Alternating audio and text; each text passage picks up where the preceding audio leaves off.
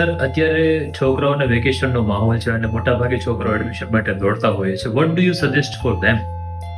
જો આના માટે પણ મારી પાસે સુભાષિતનો જ એક શ્લોક છે કે પુરાણમિત્યેન સાધુ સર્વમ ન ચાપી કાવ્યમ નોભિત્યવંત્યમ સંતઃ પરીક્ષ્ય અન્યત્ર ભજતે મૂઢ પર પ્રત્યે.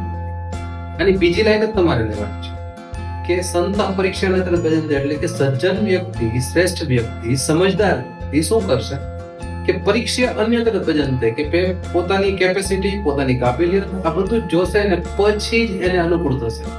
અને મૂઢ પર પ્રત્યેની બુદ્ધિનો અર્થ એવો થાય કે મૂર્ખ વ્યક્તિ કે જે ના સમજ છે, અણસમજ છે, એ વ્યક્તિ શું કરશે કે અન્ય જે કરે છે ને એના ફ્લોમાં એ ચાલતો થઈ જશે. તો આજના વિદ્યાર્થીઓ માટે એક જ અમારી સૂચન છે કે તમારી કેપેસિટી છે એ મુજબ ચાલો. તમને કોમર્સની અંદર ઇન્ટરેસ્ટ છે, તમને કોમર્સની અંદર આગળ વધી શકો છો, એટલી તમારી અંદર કાબિલિયત છે, તો તમે કોમર્સ સ્ટ્રીમ ચૂઝ કરો.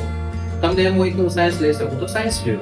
તમને એમ લાગે કે હું આર્ટ્સ લઈ શકું તો આર્ટ્સ લ્યો. ઘણી બધી એક્ઝામની અંદર તમે ક્લિયર કરીને આગળ ફ્યુચર માટે પ્લાન કરી શકો.